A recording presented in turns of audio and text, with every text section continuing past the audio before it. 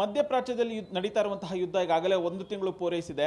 ಒಂದು ಕಡೆ ಯುದ್ಧ ನಿಲ್ಲುವಂಥ ಲಕ್ಷಣಗಳು ಕಾಣ್ತಾ ಇಲ್ಲ. ಮತ್ತೊಂದು ಕಡೆಗಳಲ್ಲಿ ಇದರ ನೇರ ಎಫೆಕ್ಟ್ ಹೋಟೆಲ್ನ ಮಾಲೀಕರಿಗೆ ತಟ್ಟಿದೆ. ಒಂದು ಕಡೆ ಕಮರ್ಷಿಯಲ್ ಸಿಲಿಂಡರ್ಗಳು ಸಿಗ್ತಾ ಇಲ್ಲ, ಸಿಕ್ಕರೂ ಕೂಡ ಕಾಳಸಂತೆಯಲ್ಲಿ ಅತಿ ಹೆಚ್ಚಿನ ದರವನ್ನು ಕೊಟ್ಟು ಖರೀದಿ ಮಾಡಬೇಕಾದಂಥ ಒಂದು ಸಂದಿಗ್ಧತೆಯಲ್ಲಿ ಅವರು ಇದ್ದಾರೆ. ಸೊ ಹೀಗಾಗಿ ಹೋಟೆಲ್ನಲ್ಲಿ ಸಿಗ್ತಾ ಇರುವಂತಹ ಕಾಫಿ, ತಿಂಡಿ, ದೋಸೆ ಇವೆಲ್ಲದರ ಬೆಲೆ ಏರಿಕೆ ಆಗುತ್ತೆ ಅನ್ನುವಂಥ ಒಂದು ಆತಂಕ ಜನಸಾಮಾನ್ಯರನ್ನು ಕಾಡ್ತಾ ಇದೆ. ನಿಜವಾಗ್ಲೂ ಏರಿಕೆ ಆಗುತ್ತಾ? ಏರಿಕೆ ಆಗೋದಂಥದ್ದಾದರೆ ಎಷ್ಟರ ಮಟ್ಟಿಗೆ ಏರಿಕೆ ಆಗುತ್ತೆ? ಇವೆಲ್ಲದರ ಬಗ್ಗೆ ತಿಳಿಸ್ಕೊಡೋದಕ್ಕೆ ನಮ್ಮ ಜೊತೆಗೆ ರಾಜ್ಯ ಹೋಟೆಲ್ನ ಮಾಲೀಕರ ಸಂಘದ ಅಧ್ಯಕ್ಷರಾಗಿರುವಂತಹ ಜಿ.ಕೆ. ಶೆಟ್ಟಿ ಇದ್ದಾರೆ. ಹಾಗೆಯೇ ಬೆಂಗಳೂರು ಹೋಟೆಲ್ ಅಸೋಸಿಯೇಷನ್ ಜಂಟಿ ಕಾರ್ಯದರ್ಶಿ ಆಗಿರುವಂತಹ ಶೇಖರ್ ನಾಯ್ಡು ಇದ್ದಾರೆ. ಅವ್ರನ್ನ ಮಾತನಾಡಿಸ್ತಾ ಹೋಗ್ತೀನಿ. ಸರ್, ಈಗ ಒಂದು ಆತಂಕ ಇದೆ ಜನಸಾಮಾನ್ಯರ, ಗ್ರಾಹಕರಲ್ಲಿ, ಹೋಟೆಲ್ನ ದರದಲ್ಲಿ ಏರಿಕೆ ಆಗುತ್ತಾ ಆಗಲ್ವಾ? ಗ್ಯಾಸಿಂದ ಏನಂದರೆ ಈ 15 ದಿವಸ 10ನೇ ತಾರೀಕಿಂದ 25ನೇ ತಾರೀಕು ತನಕ ಗ್ಯಾಸ್ ಸರಿಯಾಗಿ ಸಿಕ್ಕಲಿಲ್ಲ. ಅವಾಗೇನಾಗಿತ್ತು, ಪ್ರೈವೇಟ್ ಗ್ಯಾಸ್ ಸಿಕ್ತು. ಈ ಪ್ರೈವೇಟ್ ಗ್ಯಾಸ್ ಬೆಲೆ ಡಬಲ್ ಆಗಿರೋದ್ರಿಂದ ಆಮೇಲೆ ಇವರು ಅದು ಸರ್ಕಾರಿ ಸ್ವಾಮ್ಯದ ಗ್ಯಾಸ್ ಕೂಡ ಒಂದು 300 ರೂಪಾಯಿ ಮೇಲೆ ಬೆಲೆ ಜಾಸ್ತಿ ಬಂತು. ಈ ಒಂದು ವ್ಯವಸ್ಥೆಯಲ್ಲಿ ಏನು ಮಾಡೋದು, ನಮ್ಮವರು ಒಂದು 5-10 ರೂಪಾಯಿ ಅಥವಾ 15-20 ರೂಪಾಯಿ ಜಾಸ್ತಿ ಮಾಡಿರ್ಬೋದು. ಅದೇ 5-10 ರೂಪಾಯಿ ಮಾಡ್ಕೋಬೋದು ಅಂತೆಲ್ಲ ಒಂದು ಇತ್ತು. ಕೆಲವರು ಮಾಡಲಿಲ್ಲ. ಕೆಲವರು ಏನು ಕೇಳಿದ್ರೆ ಈ ಸದ್ಯಕ್ಕೆ ಮಾಡೋದು ಬೇಡ ಅಂತ. ಕೆಲವರು ಏನಾಗುತ್ತೆ, ಖರ್ಚು ವೆಚ್ಚ ನೋಡಿ ಮಾಡುವಂಥದ್ದು. ಈ ಪ್ರಕಾರದಲ್ಲಿ 5-10 ರೂಪಾಯಿ ಜಾಸ್ತಿ ಮಾಡಿದ್ದಾರೆ. ಕೆಲವರಿಗೆ ನಾವು ಹೇಳಿದ್ವಿ ಏನು ಕೇಳಿದ್ರೆ, ಈಗ ಸದ್ಯಕ್ಕೆ ಒಂದು 5-10 ರೂಪಾಯಿ ಜಾಸ್ತಿ ಮಾಡ್ಕೊಳ್ಳಿ, ಗ್ಯಾಸಿನ ರೇಟು ನಾರ್ಮಲ್ ಆದಮೇಲೆ ಅದನ್ನ ನಾರ್ಮಲ್ ಇಟ್ಕೊಳ್ಳಿ ಅಂತ ಹೇಳಿದ್ದೀವಿ. ಸೊ ಇಲ್ಲಿ ಏನಾಯಿತು, ಇದೆಲ್ಲ ಹೈಪ್ ಆಯಿತು. ಯಾವುದು, ನಮ್ಮವರು, ಅಸೋಸಿಯೇಷನವರು, ಹೋಟ್ಲ್ನವರು ಎಲ್ಲರೂ ಮಾತಾಡಿ ಕರ್ನಾಟಕದ್ದೇ ಜಾಸ್ತಿ ಹೈಲೈಟ್ ಆಗಿದ್ದು. ತಾವು ನಮ್ಮ ಸಮಸ್ಯೆ ಅಂತ ನೀವು ಮೀಡಿಯಾದ್ರು ಕೂಡ ನಮ್ಮವ್ರು ಹೇಳಿದ್ದೆಲ್ಲ ಪ್ರಚಾರ ಮಾಡಿದ್ರಿ. ಆವಾಗ ಜನಕ್ಕೆಲ್ಲ ಸ್ವಲ್ಪ ಸಹಜ ಇದು ಏನಂದರೆ, ಏನಪ್ಪ ಹೋಟ್ಲ್ ರೇಟೆಲ್ಲ ಜಾಸ್ತಿ ಆಯಿತು ಅಂತ ಹೇಳ್ಕೊಂಡು. ಈ ಸ್ವಿಗ್ಗಿ ಝೊಮ್ಯಾಟೋದವ್ರು ಕೂಡ ಡೆಲಿವರಿ ಕೂಡ ನಾವು ಚಾರ್ಜ್ ಜಾಸ್ತಿ ಮಾಡ್ತೀವಿ ಅಂತ ಹೇಳಿದ್ರು. ಸೊ ಇದೆಲ್ಲವೂ ಬಂದಿದ್ದರಿಂದ ಜನರಿಗೆ ಒಂದು ರೀತಿ ಮನಸ್ಸಿಗೆ ಬರುತ್ತೆ, ಏನು ಕೇಳಿದ್ರೆ ಈ ಗ್ಯಾಸಿನ ಎಲ್ಲವೂ ಜಾಸ್ತಿ ಆಯಿತಾ. ಕೆಲವೊಂದು ಆಗಿಂದಾಗ ಒಂದು 5-10 ರೂಪಾಯಿ ರೇಟ್ ಜಾಸ್ತಿ ಆಗ್ತಿರುತ್ತೆ. ನಾವು ಖರ್ಚು ವೆಚ್ಚ ನೋಡ್ಕೊಂಡು ಹೋಟ್ಲವರು ಆಗಿದ್ದಾಗ ನಮ್ಮ ಮೆನು ಕಾರ್ಡ್ನಲ್ಲಿ ಸ್ವಲ್ಪ ಜಾಸ್ತಿ ಮಾಡ್ಕೋತೀವಿ. ಈಗ ಆಗಿರೋದಕ್ಕಿಂತ ಅದು ಜನರಿಗೆ ಅದರ ಮೇಲೆ ಪರಿಣಾಮ ಆಗಿ ಜಾಸ್ತಿ ಆಗಿದೆ. ಈ ಪರಿಣಾಮ ಎಲ್ಲಿ ತನಕ ಹೋಗಿದೆ ಕೇಳಿದ್ರೆ, ಪ್ರವಾಸೋದ್ಯಮದಲ್ಲಿ ಹೋಗಿದೆ. ಪ್ರವಾಸೋದ್ಯಮದಲ್ಲಿ ಇವತ್ತೇನು ಕೇಳಿದ್ರೆ, ಒಂದು ಮಾರ್ಚ್ನಲ್ಲಿ ಸ್ವಲ್ಪ ಪ್ರವಾಸೋದ್ಯಮ ಕಡಿಮೆ ಇರ್ತದೆ.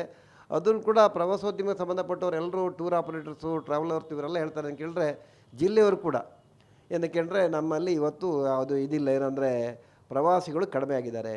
ಬೆಂಗಳೂರಲ್ಲಿ ಕಡಿಮೆ ಆಗಿದೆ. ಇದೇನು ಕೇಳಿದ್ರೆ ಯಾವುದು, ಈ ಮಿಡ್ ಈಸ್ಟ್ ವಾರ್, ಈ ಮಧ್ಯಪ್ರಾಚ್ಯ ವಾರದಿಂದ ಬೆಂಗಳೂರಿಗೆ ಹೊರದೇಶದವ್ರು ಬರೋದು ಕಮ್ಮಿ ಆಗಿದೆ. ಅದೇ ರೀತಿಯಲ್ಲಿ ಬೆಂಗಳೂರಿನವರು ಹೊರಗಡೆ ಹೋಗೋದು ಕೂಡ ಯೋಚನೆ ಮಾಡ್ತಾರೆ ಕೇಳಿದ್ರೆ, ಗ್ಯಾಸ್ ಎಲ್ಲ ಊಟ ಸಿಗುತ್ತಲ್ವ ಅಂತ. ಅಲ್ಲ, ಪರಿಸ್ಥಿತಿ ಬದಲಾಗಿದೆ. 70% ಅಂತ ಹೇಳಿದ್ದಾರೆ. ಯಾರ್ಯಾರು ಡೀಲರ್ ಹತ್ರ ಎಷ್ಟೆಷ್ಟು ಸಿಲಿಂಡ್ರ ಮುಂಚಿಂದ ಡಿಪಾಸಿಟ್ ಕೊಟ್ಟು ತೊಗೊಂಡಿದ್ದಾರೆ ಅಷ್ಟು ಸಿಲಿಂಡ್ರ್ ಅವ್ರು ಡೆಲಿವರಿ ಮಾಡ್ತಾಯಿದ್ದಾರೆ.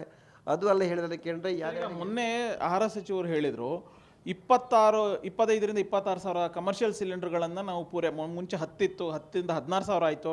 ಅದಾದಮೇಲೆ ಈಗ 23,000 24 ಸಾವಿರ ಸಿಲಿಂಡರ್ ಕಮರ್ಷಿಯಲ್ ಸಿಲಿಂಡರ್ಗಳನ್ನು ಕೊಡ್ತಾ ಇದ್ದೀವಿ ಅಂತ. ಸೊ ನಿಜವಾಗ್ಲೂ ಹೋಟೆಲ್ಗೆ ಸಮರ್ಪಕವಾಗಿ ಅಷ್ಟು ಪ್ರಮಾಣದಲ್ಲಿ ಸಿಗ್ತಾ ಇದೆಯಾ ಸರ್? ನಮಗೆ ಅಂದರೆ ನಮ್ಮ ಸಂಘದ ಸಂಪರ್ಕದಲ್ಲಿ ಇರುವವರು ಎಲ್ಲರೂ ಏನು ಕೇಳಿದ್ದಾರೆ, ಡಿಪಾಸಿಟ್ ಎಷ್ಟು ಸಿಲಿಂಡ್ರಿಗೆ ಮಾಡಿದರೆ ಅಷ್ಟು ಸಿಲಿಂಡ್ರಿಗೆ ಸಿಗ್ತಾಯಿದೆ ಅವರಿಗೆ. ಅವರ ಅವಶ್ಯಕತೆ ಮುಂಚೆ ಏನಾಗಿದೆ, ಈಗ 3 ಸಿಲಿಂಡರ್ ಡಿಪಾಸಿಟ್ ಕೊಟ್ಟವರು 5 ಸಿಲಿಂಡರ್ ಬೇಕಾಗ್ತಿತ್ತು ಅವರಿಗೆ. ಈಗ ಅವರಿಗೆ 5 ಸಿಗೋದಿಲ್ಲ, 3 ಸಿಗ್ತಾಯಿದೆ. ಅದರಿಂದ ಹಿಂದಿಂದ ಏನಾಗಿದೆ, 3ಕ್ಕೆ ಡಿಪಾಸಿಟ್ ಕೊಟ್ಟು 5 ತಗೊಂಡು ಅವ್ರು ವ್ಯಾಪಾರ ಮಾಡ್ತಿದ್ದರು. ಈಗ ನಿಮಗೆ 3ಕ್ಕೆ 3 ಕೊಡ್ತೀವಿ ಅಂದಾಗ ಅವರಿಗೆ 2 ಕಡಿಮೆ ಆಯ್ತು. ಹೌದು, 100ಕ್ಕೆ 100 ಸಿಗ್ತಲ್ಲ, 70ಕ್ಕೆ 70 ಭಾಗ ಸಿಗೋತಿ ಕಟ್ಟಾಗತ್ತೆ. ಈ ಥರ ಸಮಸ್ಯೆ ಒಂದಷ್ಟು ಇದೆ. ಇನ್ನೊಂದಷ್ಟು ಜನ ಏನು ಕೇಳಿದ್ರೆ, ಅವರಿಗೆ ಪ್ರೈವೇಟ್ ಗ್ಯಾಸಲ್ಲಿ ತೊಗೊಂಡಿರ್ತಾರೆ, ಪ್ರೈವೇಟು ಸಪ್ಲೈ ಮಾಡಲಿಕ್ಕಿಲ್ಲ ಇವತ್ತು ಕೆಲವು ಕಡೆ. ಇವೆಲ್ಲ ಸಮಸ್ಯೆಯಿಂದ ಎಲ್ಲರೂ ಕೂಡ IOC ಮೇಲೆ ಇದಾಗಿರಲಿಲ್ಲ, ಪ್ರೈವೇಟ್ಗೂ ಹೋಗಿದ್ದಾರೆ. ಅಲ್ಲೂ ಕೂಡ ಯಾರೂ ಕೂಡ 100% ಕೊಡ್ತಾ ಇಲ್ಲ, ಒಂದು 30% ಕಟ್ ಮಾಡಿ ಕೊಡ್ತಾರೆ. ಈ ಕಟ್ ಮಾಡಿದ್ರಿಂದ ಏನಾಗಿದೆ, ನಾವು ಕಟ್ಟಿಗೆ ಅಥವಾ ಡೀಸೆಲ್ಲು, ಬ್ರಿಕೆಟ್ಸು ಏನೋ ಹೇಳ್ಬೋದು, ಇದೆಲ್ಲವೂ ಮಾಡೋದಕ್ಕೆ ನಮ್ಮ ಕೆಲಸಗಾರ ಇವತ್ತು ತಯಾರಿಲ್ಲ. ಇವತ್ತಿನ ದಿವಸ ಎಲ್ಲ ಉದ್ಯಮದಲ್ಲೂ ಕೆಲಸಗಾರನ ಉಳಿಸ್ಕೊಳ್ಳೋದೇ ದೊಡ್ಡ ಚಾಲೆಂಜ್ ಆಗಿದೆ. ಇದೆಲ್ಲಕ್ಕಿಂತ ನಾನು ಹೇಳೋದನ್ನು ಕೇಳಿದ್ರೆ, ಇದನ್ನು ನಾವು ಜಾಸ್ತಿ ಗ್ಯಾಸಿಂದ ಹೋಟ್ಲ್ ಬಂದಾಗತ್ತೆ ಅಥವಾ ಹೋಟ್ಲ್ ವ್ಯಾಪಾರ ಇಲ್ಲ, ರೇಟ್ ಜಾಸ್ತಿ ಆಯಿತು, ಇದೆಲ್ಲವೂ ಹೈಪಾಗಿ ನಮಗೇನಾಗಿದೆ, ಪ್ರವಾಸೋದ್ಯಮ ಹೊಡೆತಾಗ್ತಾಯಿದೆ. ಯಾವುದೇ ಪ್ರವಾಸೋದ್ಯಮ ಹೊಡೆತ ಆಗಬಾರ್ದು. ಸ್ವಲ್ಪ ಪರಿಸ್ಥಿತಿ ನಾರ್ಮಲಿ ಬರ್ತಾಯಿದೆ, ಯಾರಿಗೂ ಅಂಥ ತೊಂದರೆ ಇವಾಗಿಲ್ಲ. ಅವರವ್ರ ವ್ಯಾಪಾರಗಳು ಅವ್ರು ಮಾಡ್ಕೊಂಡು ಹೋಗ್ತಾ ಇದ್ದಾರೆ. ಸಣ್ಣ ಪುಟ್ಟ ಸಮಸ್ಯೆ ನಮ್ಮ ವ್ಯಾಪಾರದ ಒಂದು ರೀತಿ ಅವಿಭಾಜ್ಯ ಅಂಗ, ಅದನ್ನು ಅವ್ರು ಮಾಡ್ಕೊಂಡು ಹೋಗ್ಬೇಕಂತ ನಾನು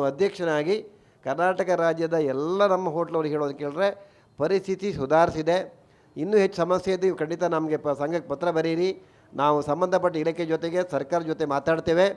ಅದರಿಂದ ಈ ಗ್ಯಾಸ್ ಇಲ್ಲ ಅನ್ನೋದನ್ನೇ ಹೈಪ್ ಮಾಡಿ ಅದನ್ನೇ ದೊಡ್ಡ ಪ್ರಚಾರ ಮಾಡಿ ನಿಮ್ಮ ವ್ಯಾಪಾರ ಹಾಳು ಮಾಡ್ಕೊಬೇಡಿ. ಪ್ರವಾಸೋದ್ಯಮದ ವ್ಯಾಪಾರ ಕಡಿಮೆ ಆಗಿದೆ, ಖಂಡಿತ ಅದು ಮತ್ತೆ ಪುನಃ ಎಲ್ಲ ಪ್ರವಾಸಿಗರು ಇಲ್ಲಿಗೆ ಬರಬೇಕು.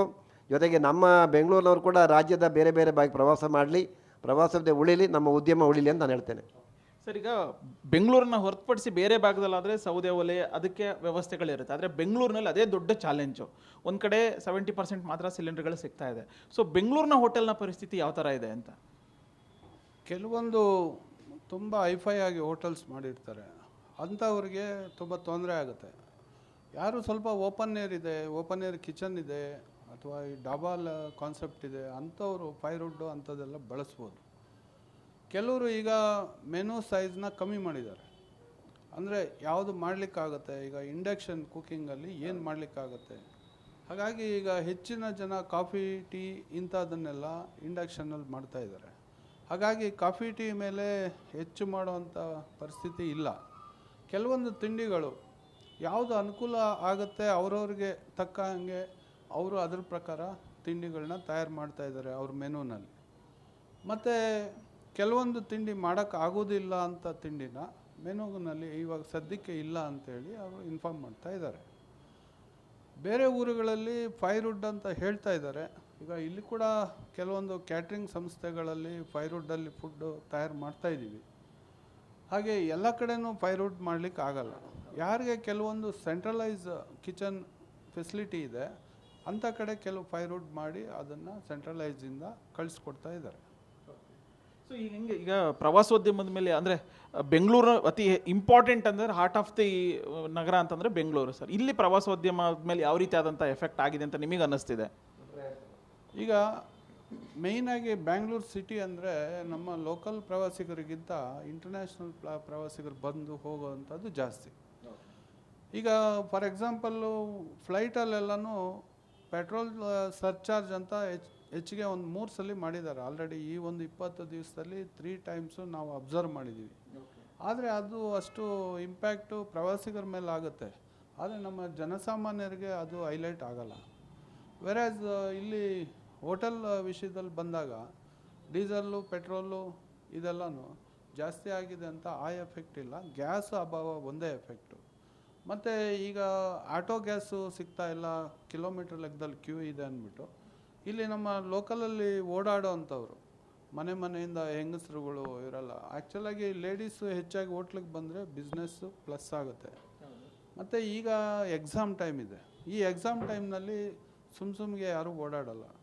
ಇದು ಇತ್ತೀಚೆಗೆ ವರದಿ ಅಂದರೆ ಈಗ ಯುದ್ಧ ನಿಂತಿಲ್ಲ, ಬೈ ಚಾನ್ಸ್ ಇನ್ನೊಂದು ವಾರ 10 ದಿವಸದಲ್ಲಿ ನಿಂತರೆ ಎಲ್ರಿಗೂ ಒಳ್ಳೆಯದು, ಎಕ್ಸಾಮ್ ಎಲ್ಲ ಮುಗಿಯುತ್ತೆ, ಸ್ವಲ್ಪ ಬಿಸ್ನೆಸ್ಸಲ್ಲಿ ಕೂಡ ಚೇತರಿಕೆ ಆಗುತ್ತೆ.